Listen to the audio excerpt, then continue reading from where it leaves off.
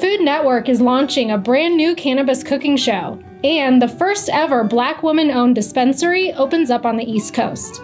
This is Lo with Veriheal, keeping you up to date with the latest in cannabis news. If you're a fan of the Food Network show Chopped, prepare yourself for a cannabis-infused spin-off as the network prepares to launch Chopped 420. For those not familiar with the show Chopped, it's about contestants who are forced to compete by creating a meal with a basket of mystery ingredients.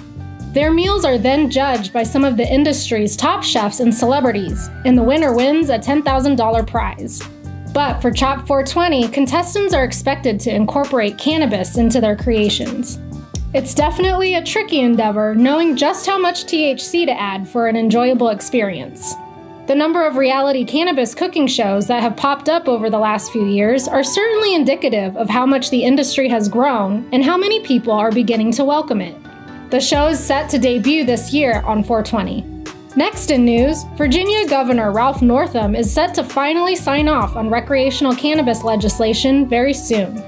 But none of the legislation is set to go into effect until July 2024, a situation criticized by many. But according to reports, Governor Northam wants to make amendments to the measure to expedite the start date. Ideally, he'd like for possession to be legalized by July 1st of this year. In a recent interview, he stated, "I personally don't think we should be arresting or penalizing somebody for something we're getting ready to legalize. I plan to place a number of amendments in front of the legislature, and hopefully we'll be able to move these forward." Currently, possession of up to an ounce has been decriminalized, so it makes sense that having that much should be legal. We look forward to seeing what happens for Virginia.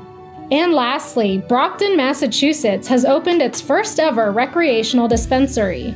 But it's even more special because it's the first ever woman-owned, Black-owned dispensary in the legal market on the East Coast. According to President and CEO of the Massachusetts Cannabis Association stated, "It shows that we're that we're achieving what we say we want to do, which is to build an inclusive industry in Massachusetts." 30-year-old owner Vanessa Jean-Baptiste indicated that she and her team are proud of their accomplishments with their dispensary Legal Greens and hope to be an inspiration for others to pursue their dreams. And we wish them nothing but the best in their endeavors. So go ahead and like this video and give us a follow at Veriheal to stay up to date with the latest in cannabis news. Thanks for watching.